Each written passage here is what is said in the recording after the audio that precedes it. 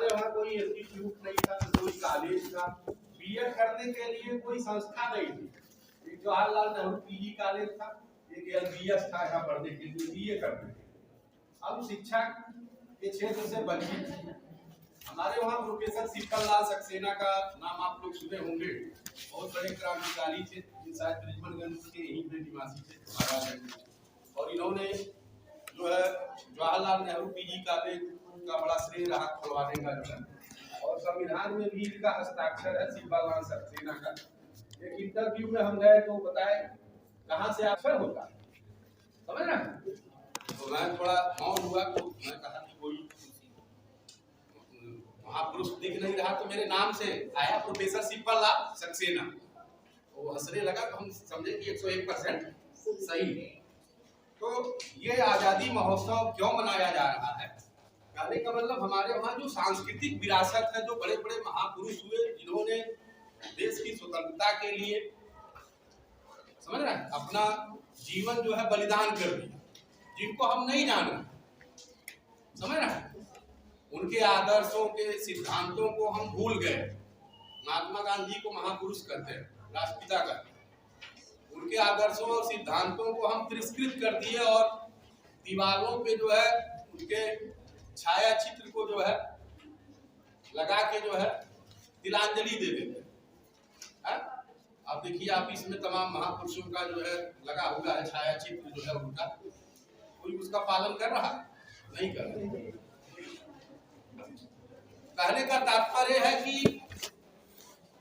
ये जो महोत्सव चल रहा है माननीय नरेंद्र मोदी की अगुवाई में जो है, ये शायद 12 मार्च 2021 से इसका प्रारंभ हुआ और ये 15 अगस्त 2023 तक चलेगा।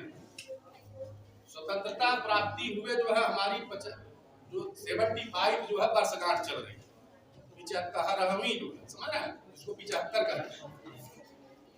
तो मूल रूप से यह है कि आजादी के लिए, स्वतंत्रता में देश के जितने लोग बलिदान हो गए, जो उनकी विरासत है, उनको जो है आप लोगों के सामने लाना है। कौन कौन से लोग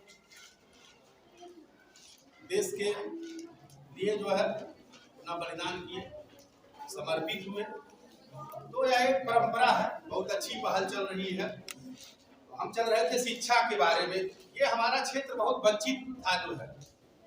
मैं खुद जो है गोरखपुर विश्वविद्यालय घर से निकलता था, और जो राशन था जो है, राशन ऑटो नहीं चलता था, वो साइकिल के बीच में रखते थे, एक लड़के को गांव वाले को लेते थे, तो स्टेशन भागीरथपुर ले आके छोड़ता था। जब वो जाता था तो उसको 5 रुपया 10 रुपया देते थे पहुंचाने के लिए, समझ रहा है। और रात में कभी अमावस्या दीपावली पड़ती थी कि घर चलना है, गोरखपुर से निकलते थे, स्टेशन पे 9 बजे 8 बजे रात में उतर जाते थे। कोई साधन नहीं मिलता था, नहीं बिजली, ये पोल देख रहे हैं ना, तमाम प्रोजेक्ट हैं जो है, गांव गांव पोल पे जो है योजनाएं चल गई जो है। ये प्रकाश प्रकाश नहीं था, ये तो 92 में 94 में बिजलीकरण हुआ है जो है, माननीय सांसद जी अखिलेश जी में गांव गांव में जो है जुड़ा है। और डर के नाते जब हम लोग उतरते थे तो हनुमान चालीसा पढ़ना शुरू कर देते।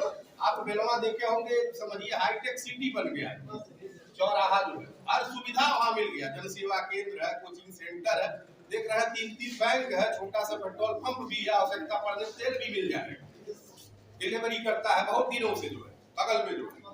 वहाँ जो है बता रहे हैं, ये पुलिया है, चाट बनाते हैं दोनों तरफ, उस पुलिया पे बताते थे कि रात में भूत वहाँ कूदते थे उस नहर में, समझ रहे हैं।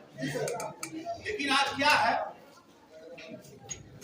कि हम लोग जो है हाईटेक, मैं कभी कल्पना नहीं किया कि यहाँ जो है महाविद्यालय खुलेगा। एक स्टेशन था, एक इंटर कॉलेज था, समझ रहे हैं। हम लोग बहुत पिछड़े हुए थे, हमारे क्षेत्र में कोई था नहीं। यहाँ जितने भी शिक्षक थे, मैं सरदार पटेल इंटर कॉलेज का प्रोडक्ट रहा लक्ष्मीपुर का, वहाँ हमारे जो गुरु थे वो सब बाहर के थे, सब श्रीवास्तव थे, समझ रहे हैं। मुक्तेश्वर लाल श्रीवास्तव, मुरलीधर श्रीवास्तव, जागीर लाल श्रीवास्तव, ये बड़े विद्वान आदमी, और एक चौधरी साहब से इंग्लिश पढ़ाते थे। तो कहने का मतलब ये उधर से जो है, कछार से जो है, गोरखपुर से लोग यहाँ जो है ज्ञान देने आए और यहीं रह गए, खेती बाड़ी सब कुछ जो है। मैंने कभी सोचा नहीं मैं प्रोफेसर बनूंगा और यहाँ डिग्री कॉलेज खुलेगा और अपने क्षेत्र के लोगों को, बच्चों को मैं ज्ञान दूंगा। मैं कभी जीवन में कल्पना नहीं की। ये सब ईश्वर की कृपा है। और दुर्भाग्य रहा पटेल जी जो है और मैं, चाहे ये तिवारी जी, कहीं कुछ कमी रह गई। समझ रहे हैं? हम लोग यहाँ नहीं रहते, 4-5 सिक्योरिटी पुलिस रहती है, सोफा लगाया, अर्दली खड़ा रहता रेड कलर का, जैसे एसडीएम के साथ रहता है। समझ रहे हैं? चलो अभी बाहर खड़े रहो।